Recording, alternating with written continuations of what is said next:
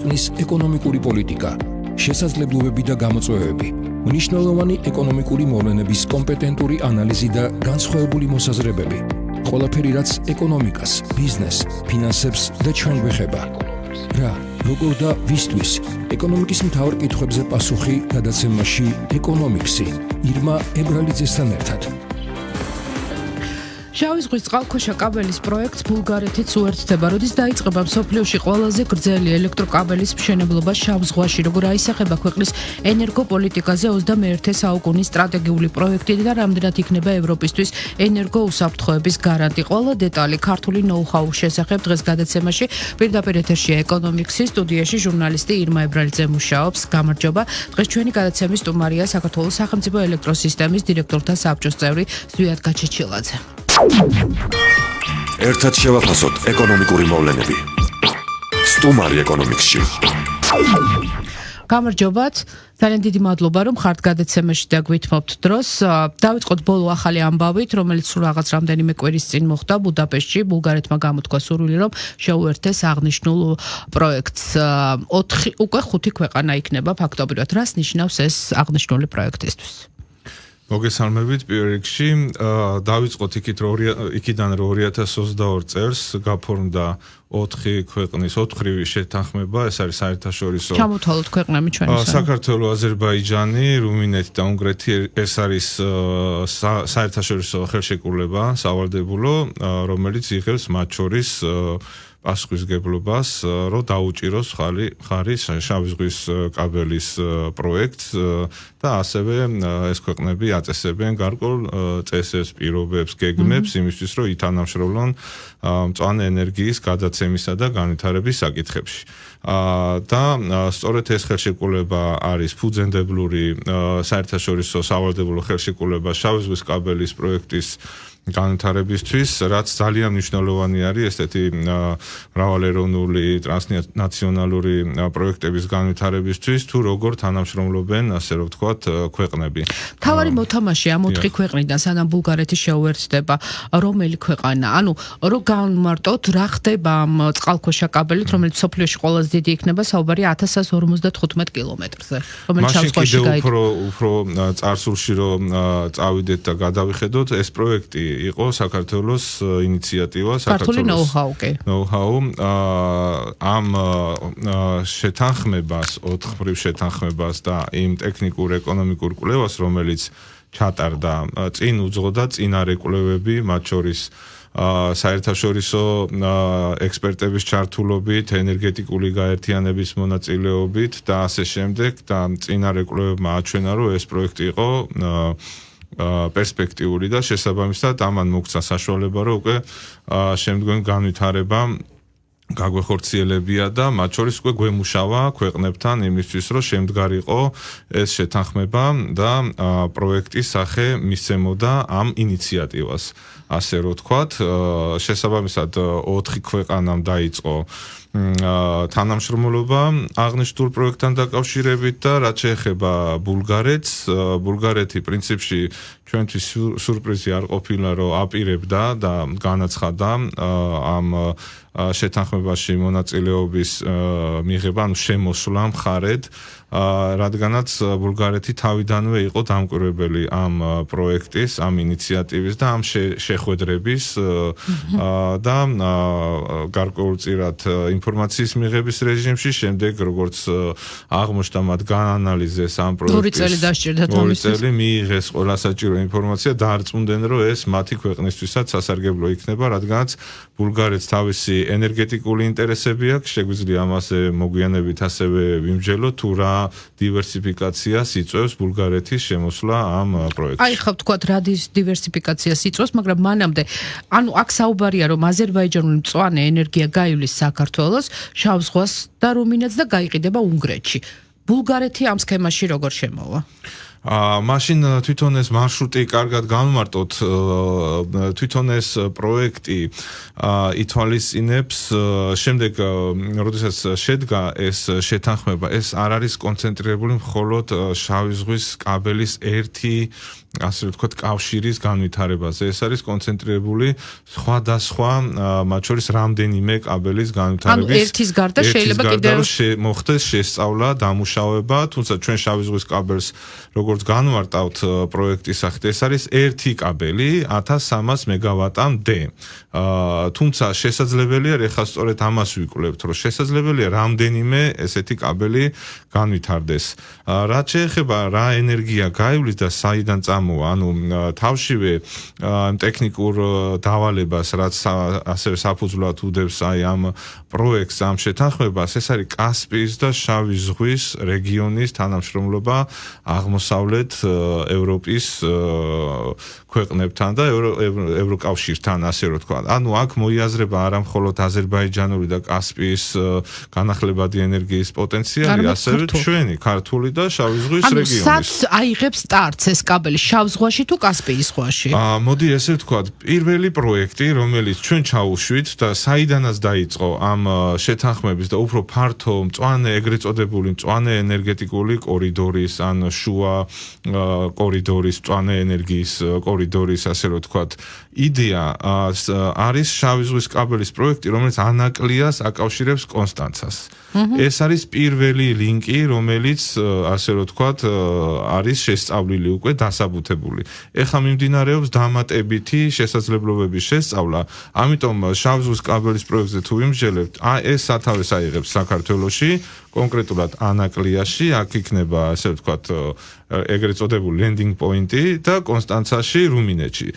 თვითონ ენერგიის შეკრების და ამ წერტილამდე მიტანისთვის გამოყენებული იქნება საქართველოს სახელმწიფო ელექტროსისტემის ქსელი და მათ შორის ის ურთიერთდამაკავშირებელი ხაზები, რაც ჩვენ გვაქვს აზერბაიჯანთან, რომელიც სრულად უზრუნველყოფს ამ ენერგიის მიღებას და გატარებას. მაგრამ კიდევ ერთხელ აღვნიშნოთ, რომ ეს არ იქნება სრულად დაფუძნებული მეზობელი ქვეყნების განახლებად ენერგიაზე, აქ პირველ რიგში გათვალისწინებული არის საქართველოში ნაწარმოები ჭარბი განახლებადი ენერგია.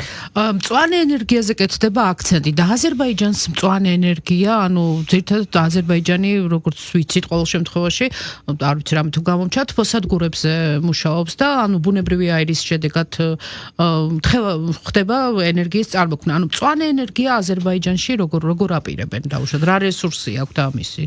და მე საქართველოზე რო გადმოვიდოთ. კი ბატონო, აზერბაიჯანის ენერგეტიკული მიქსი, ასე რომ ვთქვათ, ყველამ კარგად ვიცით, ელექტროენერგიის წარმოებაში ძირითადად გამოიყენება წიაღისეული საწვავი, თუმცა არის გარკვეული განახლებადი ენერგიის წილი დამატებით, რაც ასე რომ ვთქვათ, აზერბაიჯანის ენერგიის წარმოების მიქსს კრავს. ჩვენთან პირიქით სიტუაცია არის, ჩვენთან ძირითადად არის განახლებადი ენერგიის წარმოება და რაღაც დამატებით დაახლოებით 20%-იან, ასე რომ ვთქვათ, ზღვარში ფუნქციონირებს ჩვენი თბო ენერგეტიკა. ანუ ჩვენ განახლებადი ენერგიის, ასე ვთქვათ, მართვის, განვითარების და უფრო მეტი გამოცდილება გვაქვს. თუმცა აზერბაიჯანის მხარე მაინც თქვენ კითხვას რომ ბოლომდე სრულყოფილად გავცეთ პასუხი, ითვალისწინებს და გეგმავს რომ განავითაროს კასპიის ზღვაში ეგრეთ წოდებული ოფშორი, ანუ ზღვის ქარის ელექტროსადგურები, რომელიც იქნება აზერბაიჯანის ძირითადი განახლებადი ენერგიის წყარო და სწორედ ამ ენერგიის, ასე ვთქვათ, ანუ პარალელურ რეჟიმში უნდა მოხდეს როგორც რესურსის მოძიება, ასევე პროექტის მშენებლობაც. ამაზეა ხო საუბარი თუ სწორად გავიგე? დიახ, ეს აუცილებლად უნდა მოხდეს პარალელურ რეჟიმში და შეიძლება ითქვას, რომ ერთობლივად უნდა განვითარდეს, რადგანაც შავი ზღვის კაბელის პროექტის დასაბუთებისთვის ერთ-ერთი, ასე ვთქვათ, ამოსავალი წერტილი არის, რომ იქ ჩადებული არის რეგიონის, ასე ვთქვათ, განახლებადი ენერგიის განვითარების გეგმები და გარკვეული სცენარები, რომ გასაგები არის, რომ 100%-ით ყოველთვის ვერ სრულდება სცენარი, შესაძლებელია პირიქით გადაჭარბებით, ანუ პოზიტიური სცენარები დადგეს, შეიძლება პესიმისტური. ჩვენ ყველანაირ სცენარს ჩავხედეთ და იმის მიხედვით გამოვდივართ, მაგრამ ყოველ შემთხვევაში ამოსავალი წერტილი არის, რომ ჭარბი განახლებადი ენერგია უნდა შეიქმნას, როგორც საქართველოში, ისევე მთლიანად რეგიონში, იმისთვის რომ კაბელი შევავსოთ. და კიდევ ერთი მთავარი ამბავი, ანუ იქ თქვა ბუდაპეშტში ეკონომიკის მინისტრმა თქვა, რომ ტექნიკურ-ეკონომიკური დასაბუთება, რომელსაც იტალიური კომპანია ახორციელებს, სულ მალე იქნება ხელმისაწვდომი. ანუ რისი საფუძველი შეიძლება გახდეს ეს ტექნიკური ეკონომიკური დასაბუთება, ანუ რამდენად არსებობს იმის გარანტია, რომ ეს იქნება დადებითი და ეს დაუშვათ მწვანე საუნთებს ამ პროექტის განხორციელებას. კიდევ ერთხელ მოდი კარგად განმარტოთ მსმენელისთვის, რას ნიშნავს ეს განმარტება, რომ მალე დასრულდება ტექნიკურ-ეკონომიკური კვლევა, იმიტომ რომ შეიძლება სხვადასხვა, ასე ვთქვათ, message box-ში მოусმენიათ, რომ ტექნიკურ-ეკონომიკური კვლევა უკვე განხორციელებული არის. კი, და ახლა სხვა, ანუ ეს სხვა არის. ხო, ეს სხვა არის და კარგად განმარტავ რა არის ეს, რა იგულისხმება. შავი ზღვის კაბელის, როგორც აღვნიშნე, 1300 მეგავატი, ერთი დამაკავშირებელი ხაზის ტექნიკურ-ეკონომიკური კვლევა უკვე განხორციელდა, ის დასრულდა 2024 წლის სექტემბერში და განახორციელა იტალიურმა საკონსულტაციო კომპანია CESIM. და აქ უკვე ყველაფერი, ასე ვთქვათ, შეფასებული არის და დადებითი ტექნიკურ-ეკონომიკური შედეგები მივიღეთ. ეს იმდენად დეტალური და კარგი ტექნიკურ-ეკონომიკური კვლევა იყო, მე პირადად მინახია სხვადასხვა ტექნიკურ-ეკონომიკური კვლევები და ერთ-ერთი ხარისხობრივად საუკეთესო, ასე ვთქვათ, კვლევა იყო, ძალიან კარგი ექსპერტული ჯგუფი მუშაობდა ჩვენთან ერთად, ქართულ ერთად და დაიდო, რომ ანუ მარშრუტი იქნა შერჩეული, ტექნიკური განსაზღვრა მოხდა პროექტის, ფინანსური, ეკონომიკური შეფასება მოხდა, სხვადასხვა ალტერნატივები ეკონომიკურად და კომერციული, ვთქვათ, ბიზნეს მოდელი, როგორ შეიძლება ამ პროექტის განხორციელება და სხვადასხვა, ასე ვთქვათ, ტექნიკური დოკუმენტაცია, მათ შორის სატენდერო მოთხოვნები, ყველაფერი აბსოლუტურად იყო ამ ტექნიკურ-ეკონომიკურ კვლევას ჩადებული. ეს იმდენად კარგად განხორციელდა, რომ ეს კვლევა და შედეგები ძალიან მოეწონა თვითონ 4 ქვეყანას. და დამატებით დანიშნეს კიდევ. და დამატებით ჩვენ, ასე ვთქვათ, დავაარსეთ ერთობლივი საწარმო 4 ქვეყანამ და ამ ერთობლივმა საწარმომ ისევ დაუკვეთა CESIS მეორე ტექნიკურ-ეკონომიკური კვლევა, იმისთვის რომ შევისწავლოთ შავი ზღვის კაბელის ერთი ურთიერთდამაკავშირებელი ხაზის იქით კიდე, ანუ დამატებით კიდე რა სიმძლავრეები შეგვიძლია განმავითაროთ. ანუ ამ ტექნიკურ-ეკონომიკურ კვლევაშიც კი ჩვენ ვიყავით, ასე ვთქვათ, ის მოწინავე და იმ ინიციატივის მატარებელი, რომ ანუ იმდენად, ასე ვთქვათ, კარგად განხორციელდა შავი ზღვის კაბელის პროექტის ფარგლებში, რომ მწვანე ენერგიის უფრო ფართო კორიდორის ფარგლებშიც იგივე საკონსულტაციო კომპანია იქნა შერჩეული. ანუ შეიძლება ითქვას, რომ მას შემდეგ რაც ეს კვლევა დაიდება, პროექტი, მაგალითად, აი წლის ბოლომდე პრაქტიკული განხორციელების ფაზაზე გადავა. ანუ დაიწყოს თუნდაც სამშენებლო მოსამზადებელი სამუშაოები. შავი ზღვის კაბელის პროექტი, როგორც თქვით, ეს არის პირველი პროექტი, რომელიც აი ამ მწვანე ფართო ენერგიის კორიდორის ფარგლებში შესაძლოა განხორციელდეს. მიუხედავად იმისა, რომ ტექნიკურ-ეკონომიკური კვლევა უკვე განხორციელდა, არის დამატებითი კვლევები დაგეგმილი და საჭირო იქამდე, სანამ ჩვენ უკვე მივიღებთ, ასე რომ ვთქვათ, განხორციელების გადაწყვეტილებას და გადავალთ საინვესტიციო ფაზაში. ეხლა წინარე საინვესტიციო ფაზაში ვიმყოფებით, ანუ კვლევის ეტაპზე. მნიშვნელოვანი ფაქტორი საინვესტიციო ფაზა, ამაზეც უფრო მეტი რომ გითხრათ, ანუ დიახ, ანუ ასე რომ დავყოთ ძალიან უხეშად, ეხლა წინარე საინვესტიციო ფაზა ძირითადად არის კვლევების ეტაპი. ერთ-ერთი მნიშვნელოვანი, ასე რომ ვთქვათ, ნაბიჯი იყო ტექნიკურ-ეკონომიკური კვლევის განხორციელება, რაც ძალიან მნიშვნელოვანია როგორც სახელმწიფოებისთვის, ჩართული მხარეებისთვის, ისე ევროკავშირისთვის, ვინც ასევე უყურებს ამ პროექტს და მოიაზრება პოტენციურად ერთ-ერთ დამფინანსებლად, ხო? მათ შორის აგრანტო დაფინანსების ნაწილში, ასევე დონორებისთვის. ეს ძალიან მნიშვნელოვანი ეტაპი გავიარეთ. შემდეგი არის უკვე უშუალოდ ფსკერის კვლევის განხორციელება, იმისთვის რომ დავაზუსტოთ მარშრუტი, რომ სწორად არის შერჩეული, იქნამე სურპრიზი არ იყოს, რა ქვია, ფსკერზე, შავ ზღვაში, იმისთვის რომ მარშრუტი საბოლოო დადასტურება შედგეს სიტყვაზე ეს არის ტექნიკურ-ეკონომიკური კვლევის ფარგლებში გაკეთებული ძირითადად არსებული ინფორმაციის რუკების და ეგრეთ წოდებული desktop studies სამაგიდო ასე ვთქვათ შეფასების ფარგლებში. ეხლა უკვე საველე სამუშაოა ჩასატარებელი იმისთვის რომ სპეციალიზებულმა გემმა გაიაროს ეს მარშრუტი და შეისწავლოს უკვე ფსკერი. თუ მაგალითად გარკვეულ მონაკვეთზე არის რაღაცა ნიუანსი, რაც რუკებზე და ამ ინფორმაციაში არ იყო გათვალისწინებული, მაშინ მოხდება მარშრუტის დაზუსტება. საკმაოდ შრომატევადი სამუშაოა ჩასატარებელი. ერთწლიანი პროექტი, სამუშაო და მეორე ძალიან მნიშვნელოვანი არის უკვე გარემოზე ზემოქმედების ამის თანხები მოძიებულია უკვე? ამის თანხები მოძიებული არის. და ანუ გარემოზე ეს იქნება ბოლო ეტაპი? დიახ, ფსკერის შესწავლა და გარემოზე ზემოქმედების შეფასება. ეს კიდე ცალკე თანხებია საუბარი? დიახ, ცალკე თანხებში არის საუბარი. სულ პროექტის ღირებულება რამდენია? პროექტის ღირებულება 1300 მეგავატზე შეფასებული არის 3.5 მილიარდი ევრო. მილიარდი ევრო. და ვინ უნდა დააფინანსოს? ეს იქნება სახელმწიფოების მხრიდან გაღებული თანხა თუ ეს იქნება კომერციული?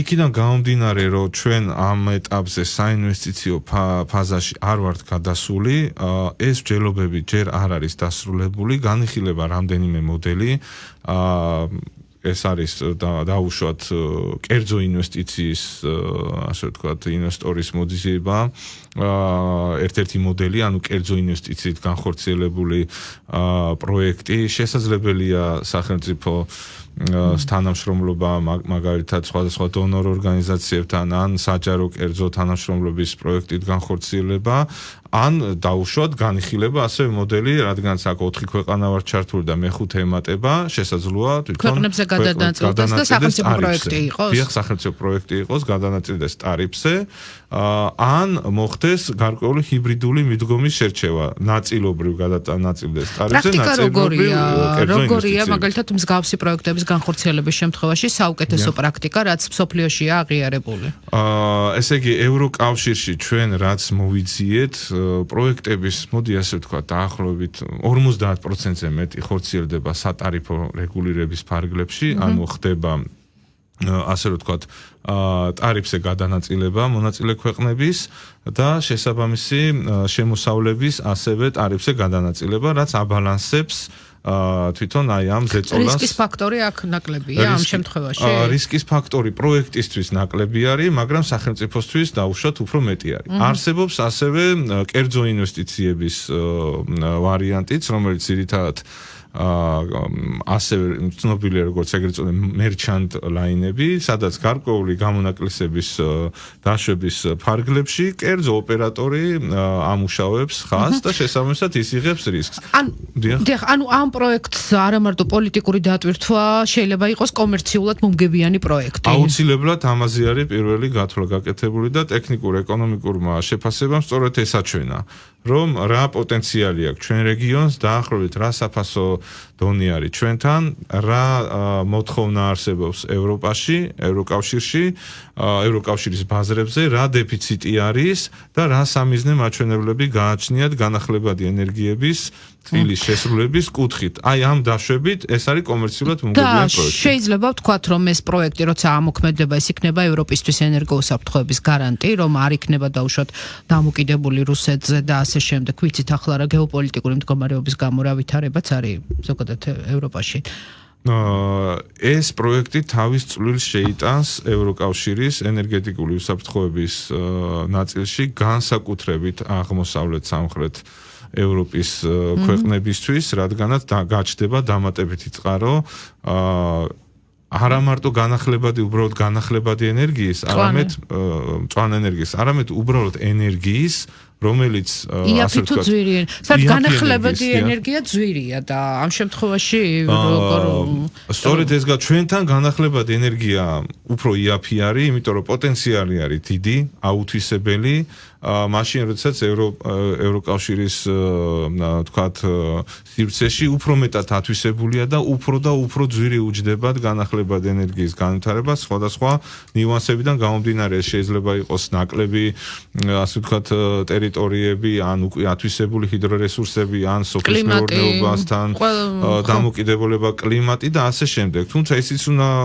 აღვნიშნოთ, რომ ევროკავშირი მარტო საქართველოსთან არ ახორციელებს და ჩვენ რეგიონთან მსგავსი ტიპის ურთიერთდამოკავშირებებს, არამედ ცდილობს განახლებადი ენერგია მიიღოს არა მხოლოდ განახლებადი სამიზნე მაჩვენებლების მიღწევის ნაწილში, არამედ ენერგოუსაფრთხოების უზრუნველყოფის ნაწილში, მათ შორის სხვა კონტინენტიდან, აფრიკიდან. ანუ ზოგადად განახლებადი ენერგია იაფია, მაგრამ ძვირი ვახსენე იმ შემთხვევაში, რომ მისი დავუშვათ მშენებლობა, უბრალოდ მიღწევა უფრო ძვირია, ვიდრე ჰესების მშენებლობა, ხო? თუ განახლებადი ენერგიაში ჩვენ მოვიაზრებთ ასევე ჰესებს, იმიტომ რომ საქართველოს ძალიან კარგი, ასე რომ ვთქვათ, მდგომარეობა აქვს იმ კუთხით, რომ ჩვენ შეგვიძლია განავითაროთ სხვადასხვა ტექნოლოგიები. მარტო ქარზე და მზეზე არ არის საუბარი, მათ შორის ჰიდროენერგეტიკას და ეს ძალიან მნიშვნელოვანია, რადგან ეს ხაზი ენერგიას, ეს უხარისხო ენერგიას კი არ ჩაიტანს დანიშნულების ადგილზე, უხარისხო ენერგიაში რა იგულისხმება? მზე და ქარი, ეს არის ძალიან ცვალებადი ენერგია, რომელიც შეიძლება 1 საათის ფორმატში ძალიან ბევრჯერ შეიცვალოს, რაც დამატებით, ესე ვთქვათ, არასტაბილურობას იწვევს სისტემაში. მას სჭირდება აუცილებლად დაბალანსება. ანუ თავარი აქცენტი ჰესებზე გაკეთდება. დაბალანსება შეუძლიათ მხოლოდ ჰესებს და თბო ელექტროსადგურებს. იქიდან გამომდინარე, რომ თბო ელექტროსადგურების წილი არასასურველია, იქიდან გამომდინარე, რომ მწვანე არ არის, ჩვენ გვჭება ძალიან დიდი ფუნქცია, მათ შორის მარეგულირებელი ჰიდროელექტროსადგურების განვითარების კუთხით, რომ ეს დამაბალანსებლის როლიც ავიღოთ, სადაც ასევე დამატებითი ეკონომიკური ბენეფიტები არის. ტექნიკურ ეკონომიკურმა კვლევამ გაითვალისწინა არა მხოლოდ ენერგიის A პუნქტიდან B პუნქტში ჩატანის ეკონომიკური შედეგი, არამედ აი სწორედ ამ დამაბალანსებელი ენერგიის ჩატანის შედეგი, რადგანაც დაბალანსების პროდუქტებს ცალკე ფასწარმოქმნა აქვს და აღმოსავლეთ ევროპის ქვეყნებს ძალიან უჭირს პიკური დამაბალანსებელი ენერგია მათ შორის. ჩვენ ახლა მივდივართ საკმაოდ მტკივნეულ საკითხთან დაკავშირებით, რაც შეეხება ჰესების მშენებლობას, გულისხმობ დიდ პროექტებს, ვიცით რომ საკმაოდ დიდი წინააღმდეგობა ხდება ამას, ამით მოსახლეობა და პრინციპში მშენებლობები შეიძლება ითქვას, რომ შეჩერებულია. აი როგორ ვაპირებთ დავუშვათ აი ამ ჩვენ თქვით რომ პარალელურად უნდა მოხდეს დავუშვათ ენერგიის მოძიებაც. აი ამ პოლიტიკაში რაიმე ცვლილება შევა ამ ენერგოპოლიტიკაში, რამდენად შეიძლება ითქვას? იმიტომ რომ ჰესები აუცილებელია და დიდი ჰესებიც. აუცილებლად მნიშვნელოვანია და საჭირო არის თვითონ ენერგეტიკულად ჩვენი მოხმარება გაიზარდა და არ გვაქვს აუცილებლად გვჭირდება სისტემის სტაბილურობისთვის სწორედ ეს დიდი ჰესები, რომელიც აბალანსებს, ასე რომ ვთქვათ, და ენერგიას ანაწილებს სხვადასხვა სეზონზე, რომ არ იყოს ისეთი სიტუაცია, რომ ერთი ენგური არ არის საკმარისი. არ არის საკმარისი, თუმცა ენგურს რამხელა ძალა და დანიშნულება აქვს ჩვენ ენერგოსისტემაში, ყველამ კარგად იცის და წარმოგიდგენიათ ხა კიდე 1-2 ესეთი რომ არსებობდეს დამატებით რამხელა მანევრულობას, სტაბილურობას შეიძენდა ჩვენი სისტემა, რადგანაც ჩვენ არ გვსურს, არ არის სასურველი, ასე რომ ვთქვათ, ისეთი ენერგოსისტემის მშენებლობა, სადაც ენერგია გვექნება ჭარბად მხოლოდ რაღაცა მოკლე პერიოდში და დანარჩენ პერიოდში ვიქნებით დეფიციტურ პერიოდში. აუცილებლად ეს არის ასევე თუმცა ჰესების შემთხვევაში სეზონური ფაქტორი არის მთავარი. წყალი იმიტომ არის სწორედ ენგური მნიშვნელოვანი, რომ ის არა მხოლოდ ასე ვთქვათ, ღამურ და სეზონურ, არამედ წლის რეგულირებას ახორციელებს. ეხლა რაც შეეხება ენერგეტიკულ პოლიტიკას, პირველ რიგში უნდა აღვნიშნოთ, რომ ენერგეტიკულ პოლიტიკას ახორციელებს საქართველოს ეკონომიკის და მდგრადი განვითარების სამინისტრო და პირველ წყაროს სწორედ ის არის, ვისაც შეუძლია განმარტებების გაკეთება. მაგრამ თქვენ შემადგენელი ნაწილი ხართ თქვენი სისტემაც. თუმცა ჩვენ არ ვართ გენერაციის სფეროში ჩართული ელექტროენერგიას ჩვენ მხოლოდ გადაცემას უზრუნველყოფთ.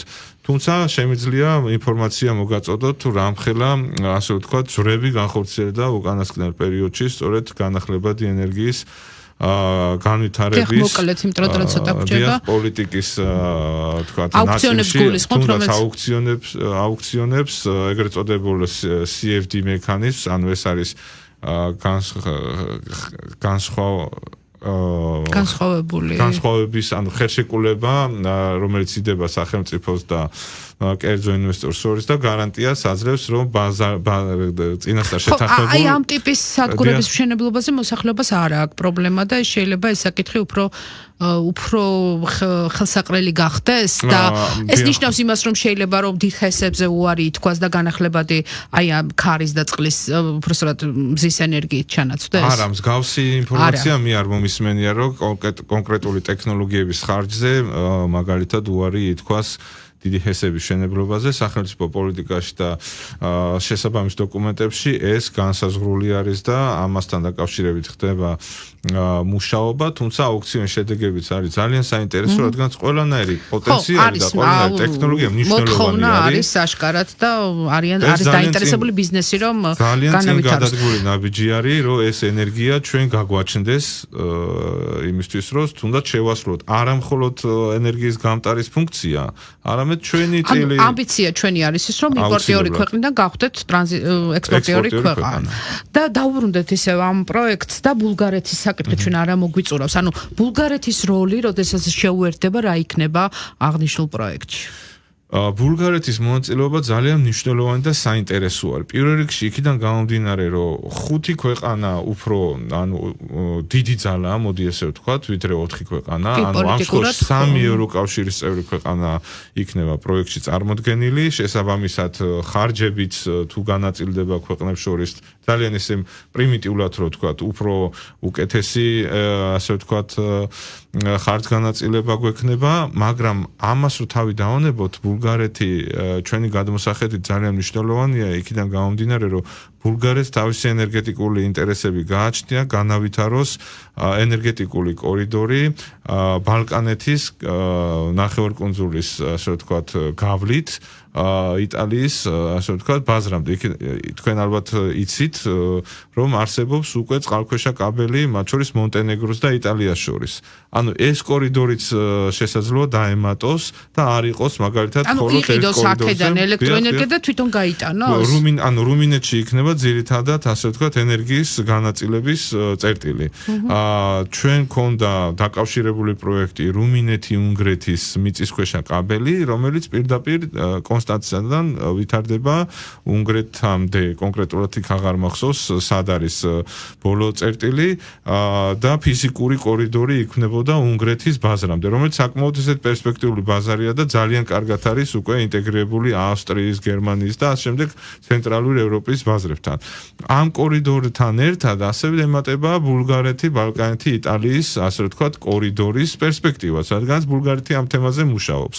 ამიტომ ბულგარეთის მონაწილეობა და დაინტერესება, რომ ამ ენერგიის, ასე ვთქვათ, ბენეფიციარი ბულგარეთის გახდეს და გარკვეული მოცულობა ასევე ბულგარეთში გადავიდეს უკვე რუმინეთიდან, ეს ძალიან მნიშვნელოვანი იყო და პროექტის, ასე ვთქვათ, განხორციელებადობას ხელს შეუწყობს. და ცოტა დრო გვჭირდება დასრულებამდე და რომ შევაჯამოთ ჩვენი გადაცემა, ანუ ამ ეტაპზე რა შეგვიძლია ვთქვათ აღნიშნულ პროექტთან დაკავშირებით, ანუ მთავარი შეიძლება ითქვას, რომ მთავარი შავი სამუშაო ბჭყალებში უკვე ჩატარებულია? დიდი ნაწილი შავი სამუშაოს ჩატარებულია, თუმცა ერთი, ასე ვთქვათ, ნაწილი დარჩა, ეს არის ფსკერის შესწავლა და გარემოზე ზემოქმედების შეფასება, რაც ძალიან მნიშვნელოვანი არის, რადგანაც კაბელი იყენებს შავ ზღვის წყალს, ხო, ანუ შავ ზღვას, რომელიც გარკვეული საერთაშორისო შეთანხმებებით და კონვენციებით რეგულირდება იქ ეკონომიკური პროექტის განხორციელების შემთხვევაში, როგორ უნდა მომზადდეს საერთაშორისო გეზეშე, იქ რა პრინციპები უნდა იყოს, ანუ იქნება დაშორებული საკმაოდ დიდ მანძილზე.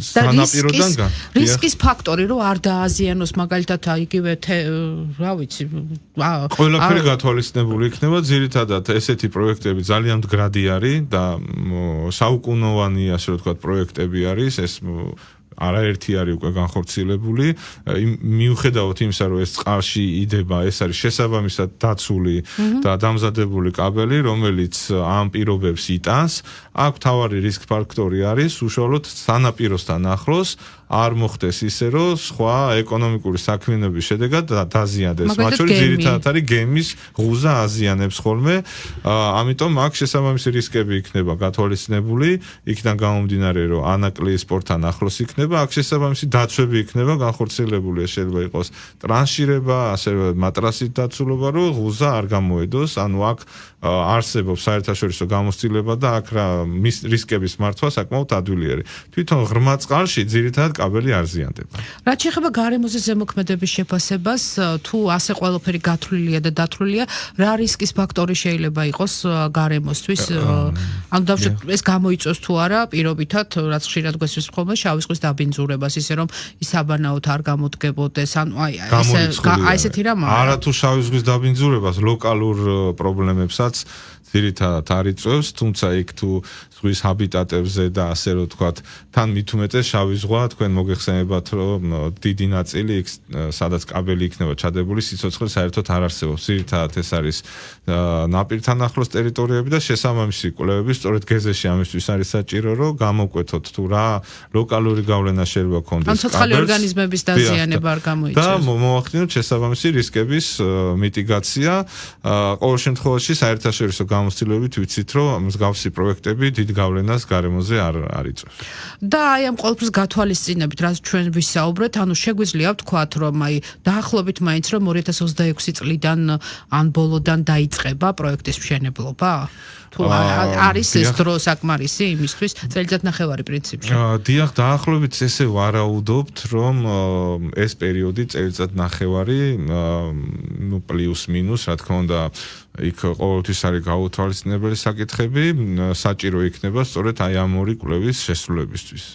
და შემდეგ რა დროა საჭირო მშენებლობისთვის და ანუ როდის შეიძლება გავიდეს პირველი ელექტროენერგია დაახლოებით 2030? საბაზისო სცენარით, რაც ჩვენ ტექნიკურ ეკონომიკურ კვლევაში გვაქვს განხილული, არის 2030 წელი, უკვე ასე ვთქვათ, ტექნიკური ოპერირება, ტესტირება და 2030 წლის ბოლოს, ან 2031-ში უკვე კომერციული ოპერირების დაწყება. ეს არის ძირითადი სცენარი. შესაბამისად, ჩვენ შეგვიძლია გამოვთვალოთ თუ რა პერიოდი ჭირდება მშენებლობა. საკმაოდ შრომატევადი არის, ბიუჯეტიც ამას მეტყველებს, ანუ აქ სპეციალიზებული გემები მუშაობენ, ასევე გარკვეული დრო არის საჭირო იმისთვის, რომ კაბელის დამამზადებელმა დაამზადოს სპეციალური კაბელი იმ პირობებისთვის, რა პირობებშიც მოუწევს შავ ზღვაში ოპერირება. ანუ აქ არ არის სტანდარტული ასე ვთქვათ, კაბელი, რომელიც შეგვიძლია ჩვენ შევუკვეთოთ, აუცილებლად პროტოტიპი უნდა დაამზადდეს, გამოიცადოს როგორც სატესტო გარემოში, ლაბორატორიაში, ისევე ადგილობრივ პირობებში და მერე შესაბამისად დაამზადდეს ჩვენი პროექტისთვის კაბელი, რასაც დრო ჭირდება. დიდი მადლობა. წარმატებებს გისურვებთ. შეგახსენებთ, რომ საქართველოს სახელმწიფო ელექტროსისტემის დირექტორთა საბჭოს წევრი ზვიად გაჩიჯელაძე იყო ჩვენი გადაცემის სტუმარი. მას ასე როგორც თავად მოისმინეთ, შავი ზღვის წყალქვეშა კაბელის პროექტი შეიძლება ითქვას დასკვნით ფაზაში გადავიდა მეტნაკლებად. მე მომავალ ხუთშაბათამდე გემშვიდობებით, მომავალ ხუთშაბათს ამ სტუდიაში სხვა თემით და სხვა სტუმრით დავბრუნდები. მადლობა.